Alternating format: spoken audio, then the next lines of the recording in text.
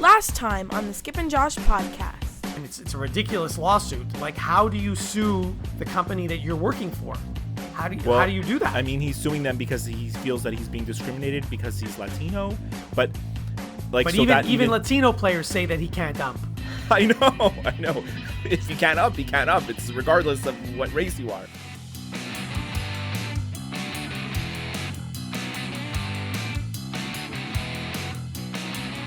Welcome to the Skip and Josh podcast. I'm Josh Obadia in Toronto. And I'm Skip Sherman in Montreal. In today's episode, we talk NFL, what bugs me, and sports betting. But first, let's start with baseball. Okay, Skip, let's talk about baseball because I haven't spoken to you in such a long time and a lot has happened. I really wish, not everybody knows, but you know, I was in Munich for the past week in Germany. Do you get Fox Sports 1 in Munich? No, but I can tell you some interesting stuff about what I did watch in Munich. We can get that. Well, we'll talk about that after. but it was impossible to watch games over there because they're on at 2:00 in the morning. Of course. So I was like struggling to keep track of what was going on, and then of course I missed the Game 7 of the NLCS, which I was disappointed about. But I had the best game. I look forward to.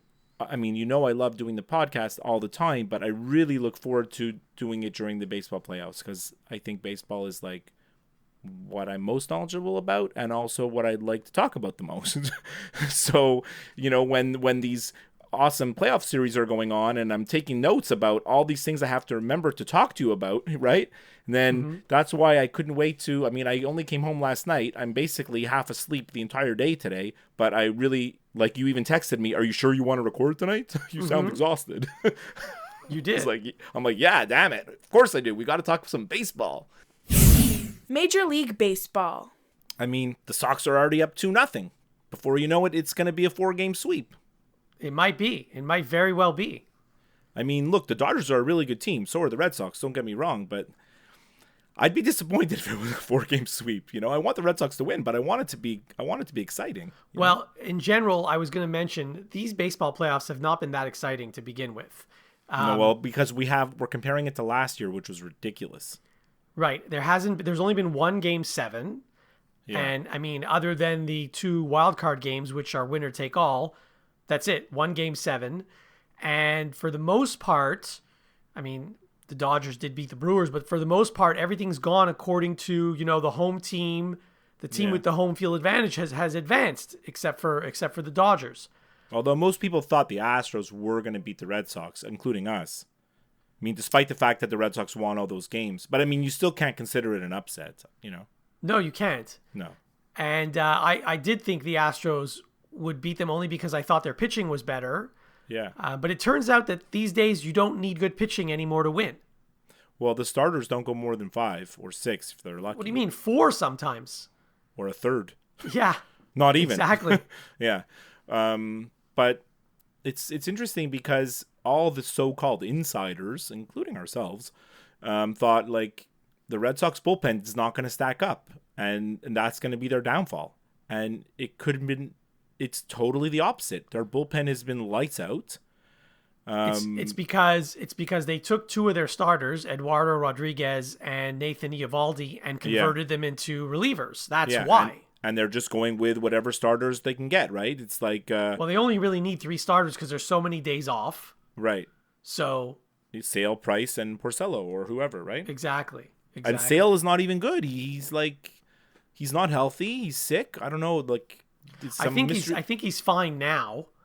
I don't think he would have pitched if he wasn't well enough to pitch. But neither, it's interesting. Both teams had their aces going in Game 1, and neither of them pitched well at all. Kershaw, as much as everybody gets on David Price's case about that he can't win the playoffs, which obviously he can because he won the last 2 games, but like that he hasn't done well in the playoffs. Kershaw's playoff record is horrible. Yeah, but this postseason has been very different. The main difference being that, you never know when a pitcher's going to come out of a game. Oh, it's unreal. It's actually, I don't like the strategy. I think that Craig Counsell blew it for the Brewers. He thinks he's the smartest guy in the room. He thinks that like he's gonna outthink everybody and do all kinds of crazy stuff that no one's thought of. But he basically outthought himself. Yeah, he overmanaged. I mean, you don't need to take a guy out just because he's given up a run, after 3 innings or whatever it was. Right. Now, there was one game where I texted you. There was one game where I texted you, and I can't even remember what game it is, and I don't even remember if it was Craig Counsell or not. And I wish I could remember the situation, but it was basically like the starting pitcher was cruising. He hadn't allowed anything. They're in like the 5th or 6th inning, and he gets the first out, and then the next guy gets on base on an error. Okay. So now there's a guy now there's a guy on base, right? Mm-hmm. And then the manager comes out and takes him out. But like he got on base, like he actually got the first 2 guys out. The fielder screwed up, right? The guy made a throwing error. That's not the pitcher's fault, right?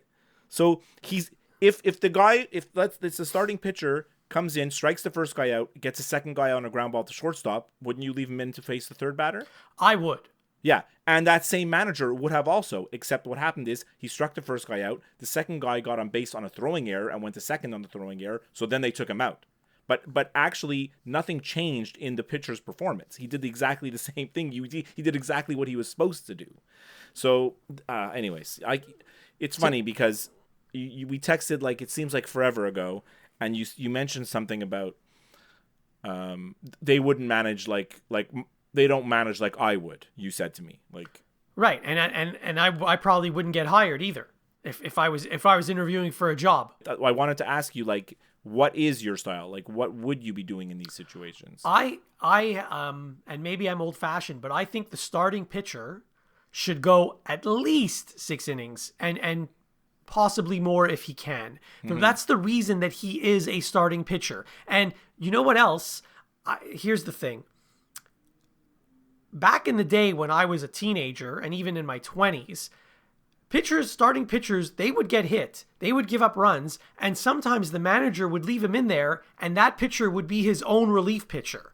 And, he might have a bad 2nd inning or 3rd inning, but then he'd stay in the game and he'd be okay in the 4th, 5th, and 6th. Mm-hmm. And so, they might not win the game because he may have given up too many runs in the 3rd inning, but at least he didn't have to tax his entire bullpen because he let this guy continue to pitch. And chances are this guy's not going to pitch for another 5 days because he's a starting pitcher. So you might as well leave him in the game. Right. The philosophy that the managers are using now, and it's not so much the Dodgers and the Red Sox don't do it as much as the Astros and the Brewers, but they don't want their pitcher to face the same batter more than 2 times in a game because by the 3rd time, obviously the batter's seen him now 3 times and he's like, oh, I know how to hit him now. Right. However, the counter to that is, okay, let's say you change your pitcher every 3 innings, okay? And you're able to, in 3 innings, he's only had to face the entire lineup once or twice. So you could go through a whole game, and if you're lucky, you only have to use 3 different pitchers. But the thing is, the guys you're bringing in the 4th inning and in the 7th inning, like Josh Hader, you're going to bring him in tomorrow, and you're probably going to bring him in 2 or 3 days later again. So those batters are going to see him more than once, more than twice by the end of the series. So what good does that do you? Right. It's like just because I saw him this game twice, oh my God, but they're going to see him tomorrow anyways. Exactly. Right? But like we were always brought up with this perception that like the starting pitchers were the best pitchers on your team, except for maybe your closer. Right. All those middle relievers that you have on your team, they went into spring training all trying to make the starting rotation. And they're only in the bullpen because they were not good enough to be a starter. So when they take out the starter in the 5th and they bring in a middle reliever, I'm like, I don't know about this. But maybe I'm completely missing the mark. It might be, I mean, maybe it's just, we're just too traditional. And like when you look at the bullpens now, like think about back in how many years ago, like how many guys threw 95 plus or 98 plus? It seems like every team has 5 guys now that can almost hit 100.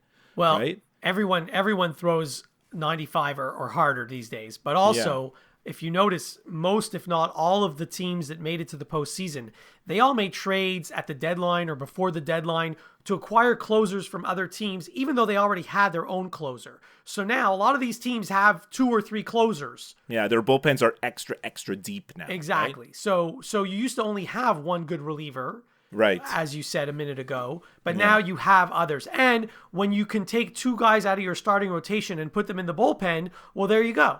Yeah.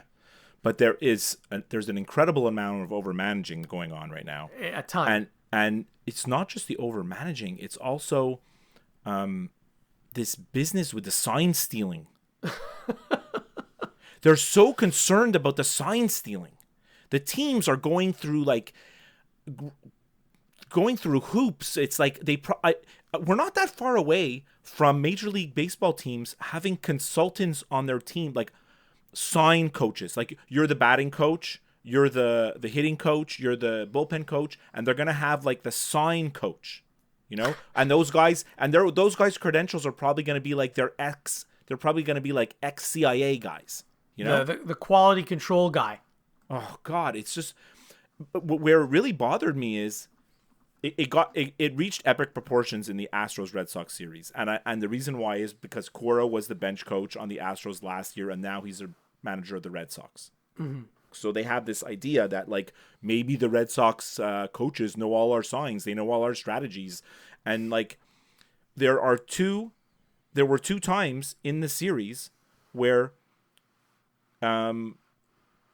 runs were scored directly because of the overuse of the signs and all the craziness. Because I'm convinced that the catcher on the Astros was crossed up because he didn't know what pitch the pitcher was throwing, which resulted in pass balls, or as we call them, broken windows. There's one run that scored where a guy scored on like 3 pass balls, I think, in 1 inning, or right?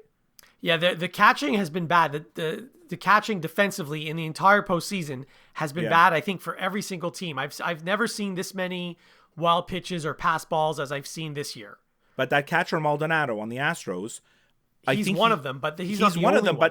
But there's many times where I'm sure it's because he was expecting the wrong pitch. Him and the pitcher were not on the same page in terms of what pitch was being thrown. I'm sure that's true. true. And he's crossed up, and the next thing you know, it's a wild pitch or a pass ball. And it's all because they're changing the sign 600 times. How could these guys remember what the signs mean at a certain point, I think Yasmani Grandal also had a few pass balls or wild pitches. I don't understand how Grandal is actually like playing. Like, he can't hit either. The truth is, I have no problem with teams trying to steal other teams' signs. I have no problem with that. But I mean, I'm not sure, even if like if there's a man on second and he knows what the pitch is. Yeah. First of all, he has literally seconds to let the batter know. Oh, seconds, even less, yeah. Right. And then even if the batter receives that information, you have to assume that the runner at second base does something to let the batter know. And is the batter even looking at the runner, or is he looking at the pitcher? Like, okay, how he has less than a few seconds to adjust to it anyway. I don't know how much of an advantage it is. Really, I don't. Right. No, I don't know either. I just thought, I just think it reached they're so concerned with the signs that they're like they're missing what's right in front of their face, which is like, let's win the game. Yeah. Forget about all the signs. Let's just play. Yeah. You're so riled up about the minutia of nonsense that you forget like the fundamentals of baseball, and the analytics has reached its breaking point. To be honest, look. I read Bill James's I was at Mark from Philadelphia, currently from Philadelphia. Used to be from Montreal. We were 12 years old, and I was at his house, and we were reading Bill James's baseball abstract. It was like some revelation, right? Like, I'm a stat guy. That's what baseball is all about. Baseball is about stats. That's why part of the reason why I love baseball, all the number crunching.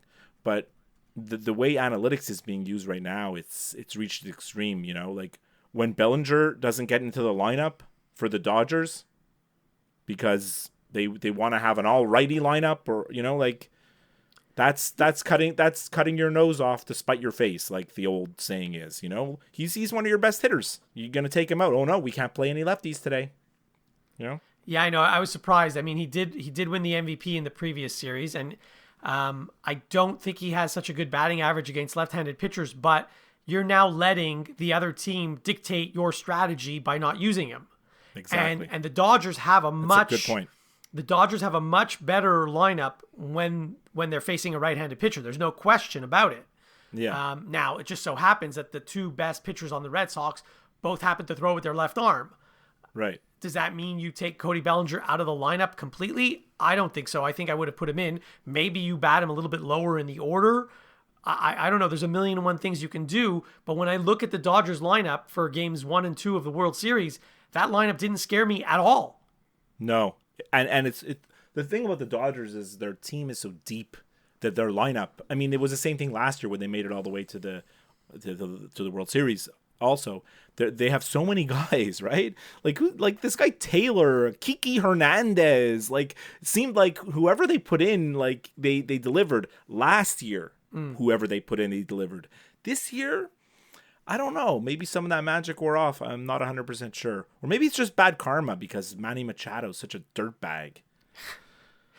So here's some things I noticed. Here's some things I noticed about the Dodgers that I wanted to mention. Okay. The Dodgers, and part of this was sent in by one of our listeners, Derek. Thanks for this. The Dodgers seem to be, how do I put it? They're just a bunch of bums, and I don't mean that in a bad way. Like, they seem to not care. Like, what I mean by that is Justin Turner, first of all, his shirt is always dirty with pine tar on the back. Well, he looks like a homeless person. He does, because he's got like the top few buttons of his shirt open, and the shirt that he's wearing underneath is ripped. So he does look like he hasn't, seen a shower in a few months. 100%. That's all like superstition, right? Of course. Yeah. And then Cody Bellinger, he's got the front of his shirt tucked in, but the back of his shirt is untucked. And did you tell me that Machado was wearing an Orioles shirt underneath his other shirt? I couldn't see it when you told me. I'll get to that in a second, but let me just first talk about Kike Hernandez. I don't know if you've seen his batting helmet. Oh, it's disgusting. You can't even see the LA logo anymore because it's full of pine tar, his batting helmet. It is so gross, that helmet. I wouldn't even touch it. I know. Like, why would you want to wear that? Anyway, so they're just, I guess they don't care. This team just doesn't care about how they look.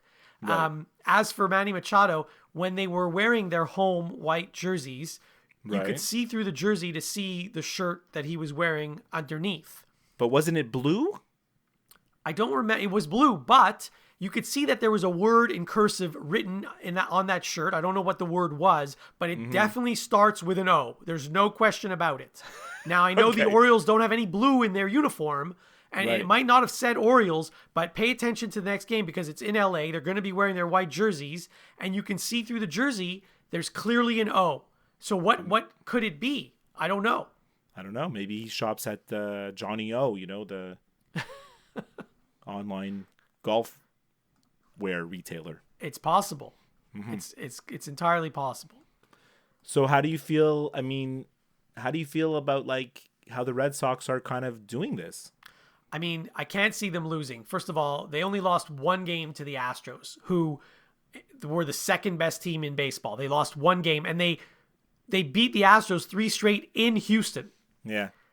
Not that home field really means that much, but still.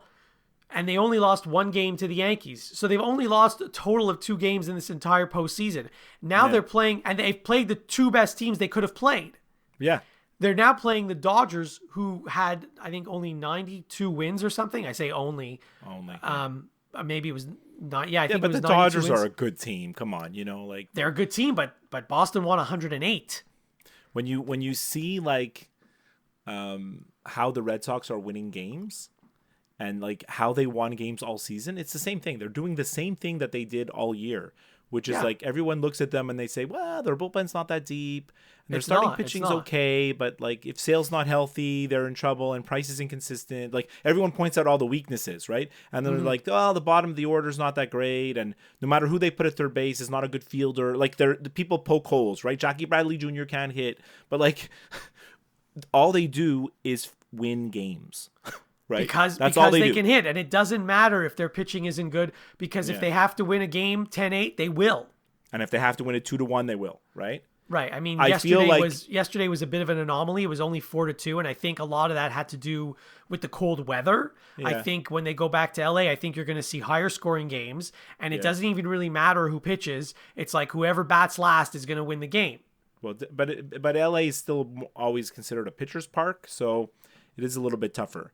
But I do get what you're saying. The cold, I think, was a factor. You like those neck warmers that those guys, a lot of them are wearing? I do like them, but Andrew Benintendi, he was barely wearing it. Like his entire neck was still exposed. You need to unroll the thing so that it covers your skin. Otherwise, what's the point of wearing it? They need to speak to some people that actually live in cold weather, like us or regular Bostonians, that would never ever wear that thing he was wearing because it's useless. It was like a kind of little scarf that he tied around his neck, like a silk scarf. Or they need to order like a bunch of turtlenecks from Thomas Plekanec.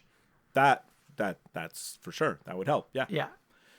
So the thing about the Red Sox is that, you've heard me say it so many times, right?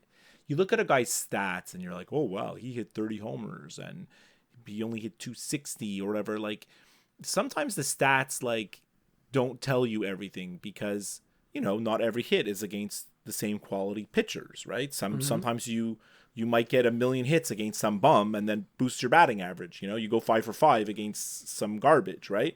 And then when you face good pitchers, you can't hit. So like I always found that like the playoffs, when you're like best on best in theory, right? You got the level of competition is increased, hitting wise and pitching wise. You really see like who are the good hitters and what hitters can work at bats and get the count in their favor and just grind out at bats. And the Red Sox whole lineup is that, right? That's their whole lineup. Every guy is like a professional hitter. Even the guys who are not that good, like Devers, right? Or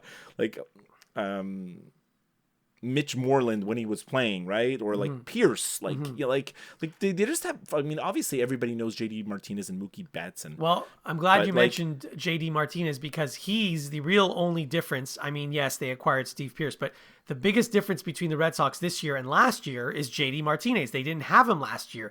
They didn't replace. Also Mookie Betts like had a much better season than he did last year. Sure, but they had Mookie Betts last year. Yeah. And they never replaced Big Papi, and they finally got JD Martinez, and so now they have someone a little lower in the order who can actually hit. Yeah. And that's been the biggest difference for them, I think.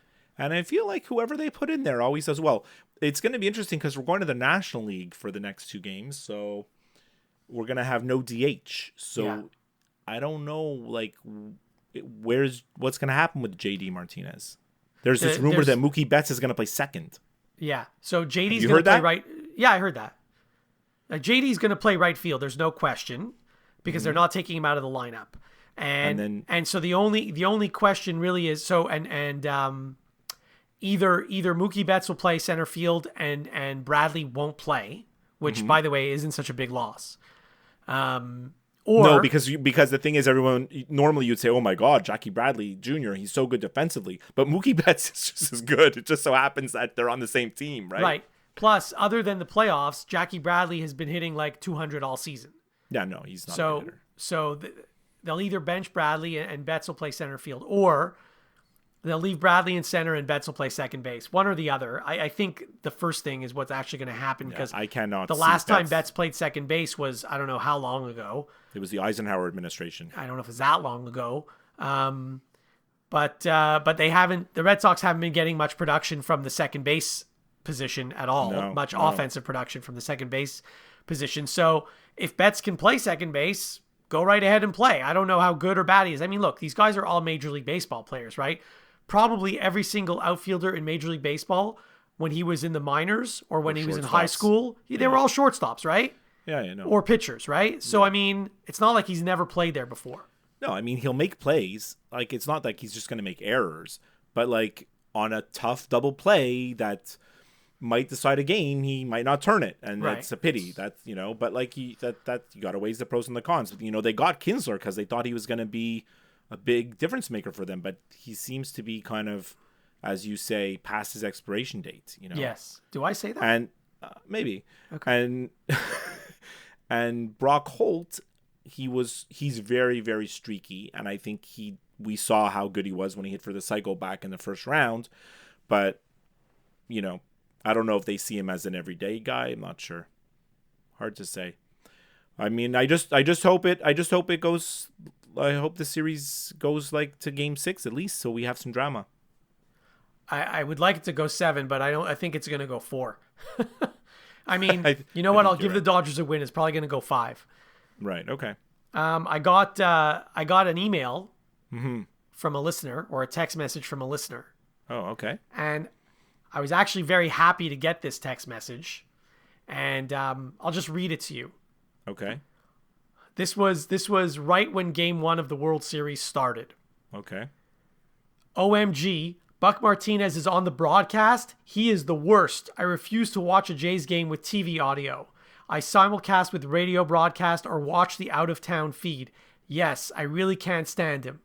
So, luckily for this listener, I advised him to just change the channel and watch on Fox, Yeah. which he did, and he was very grateful and very thankful. So, But he didn't realize that he could watch it on Fox. I think only after I said it did he realize, but he had forgotten for that moment. Well, it makes sense because you, especially, I'm assuming this person's a Jays fan. Right. So you watch 162 games on Sportsnet and all the playoff games on Sportsnet, and you figure, okay, this when it's time for baseball, you go to channel 779 and you watch your game. So, By the way, it's 1405 on Bell, not 770. 779 Videotron. So you go to that channel sort of by habit, and actually, I know this because I hate Buck Martinez more than this person. Right, as do I. So I do everything in my power to figure out how I can't listen to him. You know, Right. Well, you don't have to. he is so bad. And it's interesting. He is We've talked about this in the past. Like neither of us like Buck Martinez, but neither of us are Jays fans. This is actually a Jays fan that doesn't like Buck Martinez. So that's got to tell you something. So I told you I was trying to watch some baseball when I was in Germany. Yeah. And luckily I have my DAZN subscription. Oh, of course. They only show the games the next day. Well, who cares about that? That's useless. I know. Well, because I guess they figure no one's watching at 2:00 in the morning. I'm not sure, but Well, I I understand. actually Streaming is supposed to be wanted to live. watch. I actually wanted to watch, and I could not. But it could be because I was in Germany. I don't know, like the different rules and whatever. Who knows? The whole point of streaming is so that you can watch it live when you want to but watch it. you know how it works. There's licensing in different countries, and maybe I don't know, because I was there, and me and my colleague decided to watch some Champions League soccer while we were there. Of course. And the game was on at 6 p.m. Why didn't you just go to a game? Well, no, I could have not those games. I could have gone to some game, I guess. But so we turn on the it was Juventus against Man United, and I had the DAZN subscription. I told them we're gonna check it out. Hopefully, it's gonna work, and everything. It has German commentators. Oh, that's like what RDS does when they take the feed and they have French commentators. They had German commentators, and it was like, wow, that's cool. Because DAZN is like, they have subscriptions in Germany. So yeah, they're actually, it's a European company. I gave my friend the password so he can use it when he went home to France to watch games today, but he couldn't do it because they don't have DAZN in France, and they knew where he was. I see. So that's my TV tips for the day. I got to tell you about a couple of things that bug me during the playoffs. Not the World Series, but during the playoffs. Things that bug me? I have a huge one staring right at me on my notes here. So I don't know because you were away, so you might not have experienced this as much as I did. During the first few rounds, there were some games on TBS.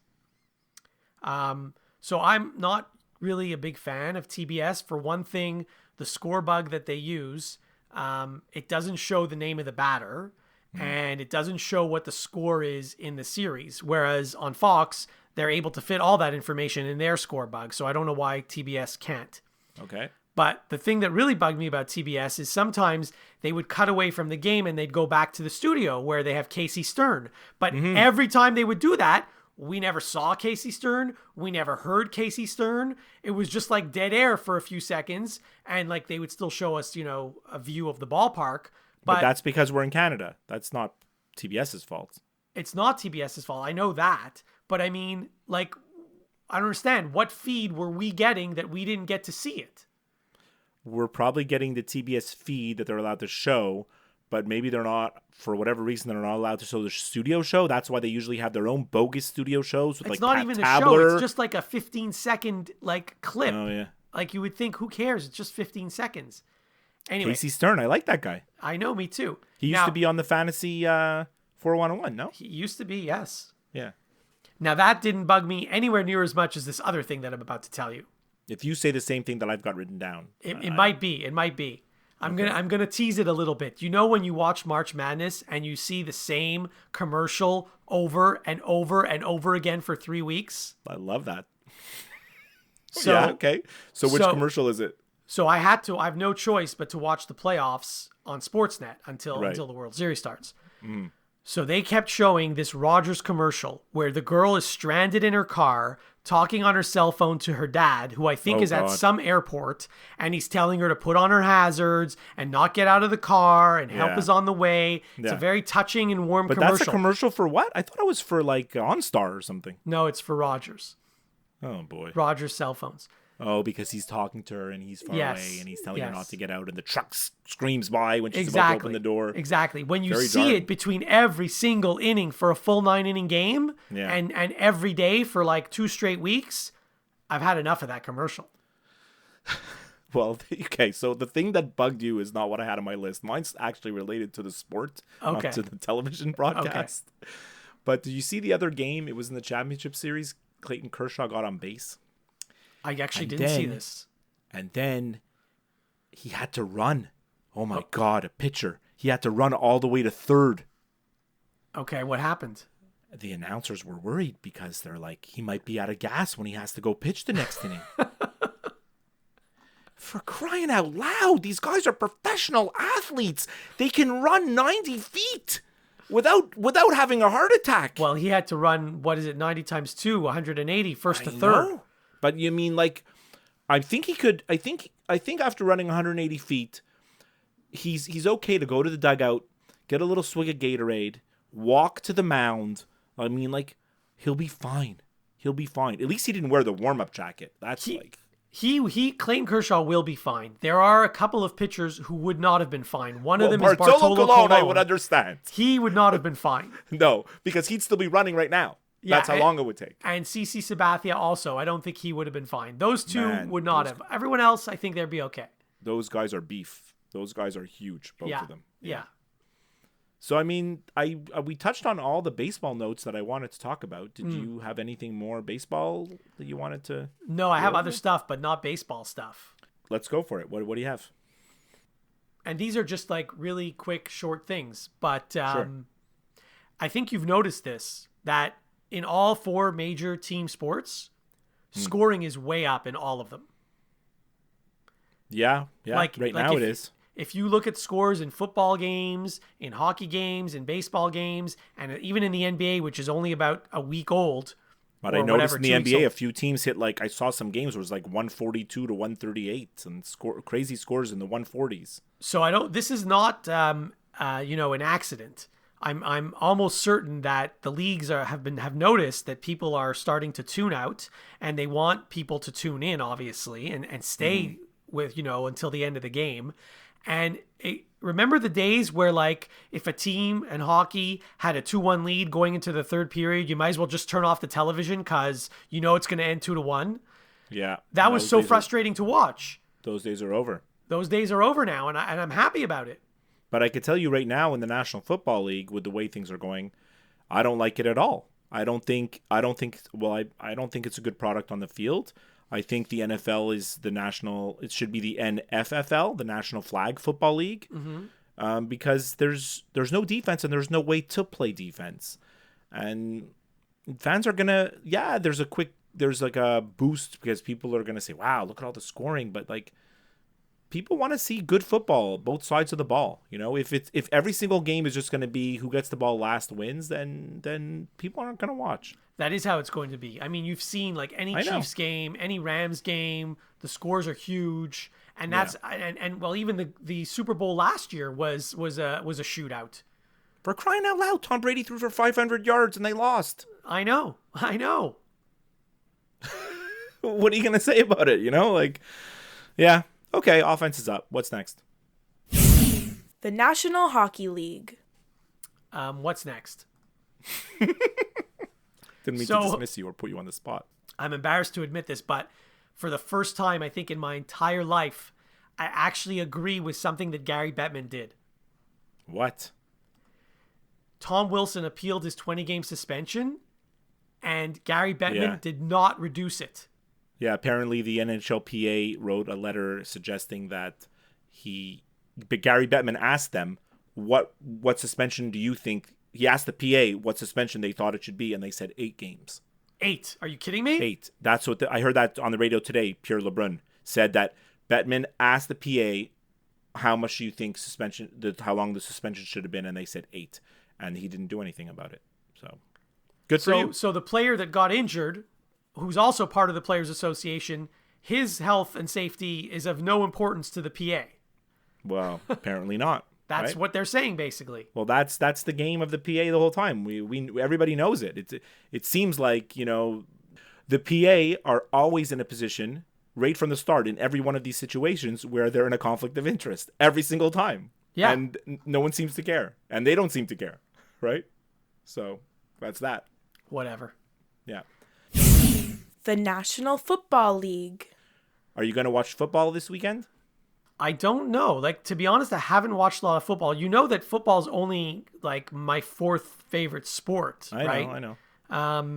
There's bad games this week. I can't sit and watch like 9 hours or 12 hours of football. I can't do it. No. Well, this is the week you could, because the Eagles and Jags are playing in London, and the game's on like 9 o'clock in the morning.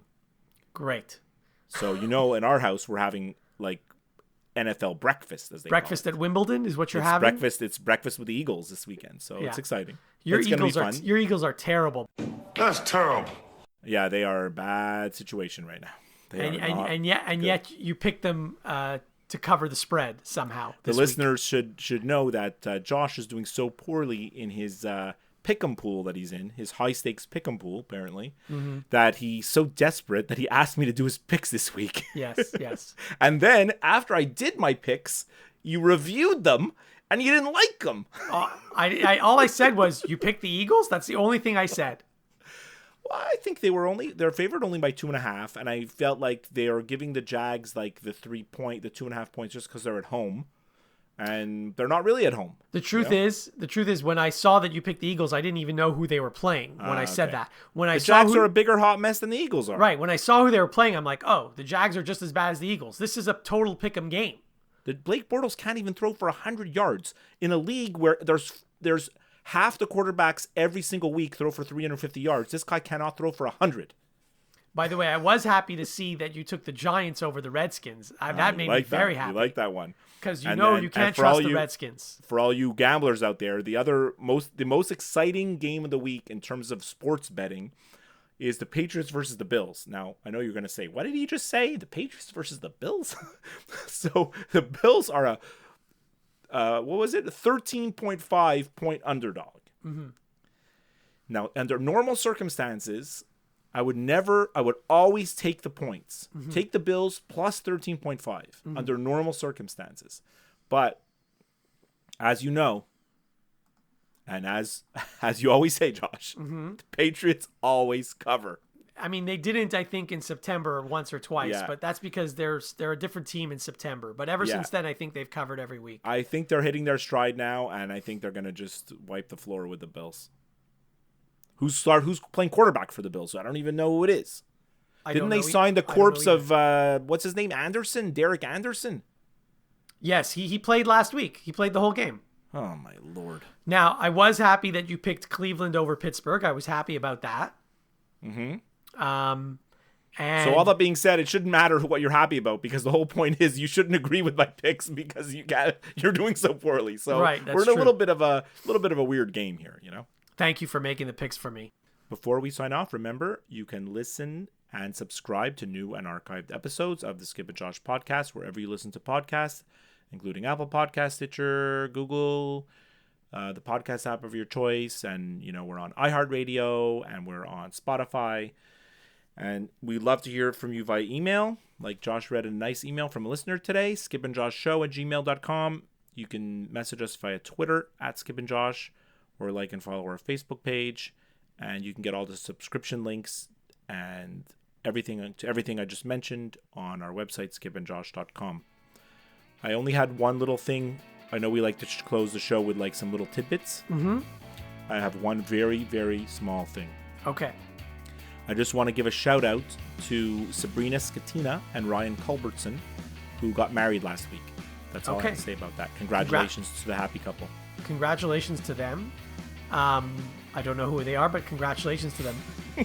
I wanted to mention that, I always complain about PTI because the only time they ever talk about hockey is if there's a fight or a suspension. Right. Well, lo and behold, this week, PTI talked about hockey in a positive way. I don't know, because you were away. Mm-hmm. I don't know if you saw any highlights from the Pittsburgh-Edmonton game. Well, I saw Crosby's goal. That was something. It was something. And that was something. And PTI actually showed the goal and mentioned how nice of a goal it was. So good for them, because that's spectacular. Yeah. Yeah. Well, on Sportsnet today, or TSN, they showed like top 10 Crosby goals. Mm-hmm. They're all amazing. And that one was, I think, number 2. Mm-hmm. Yeah. So, yeah, cool. There you go. All right, so I don't know when the next show is going to be, but we may have a World Series champion by then. I think we will. Yeah, I think it's going to end soon. Hopefully we won't, so we can keep talking about baseball. We'll still talk about baseball in the next episode. It doesn't matter. All right, I'll talk to you next time. Okay, bye.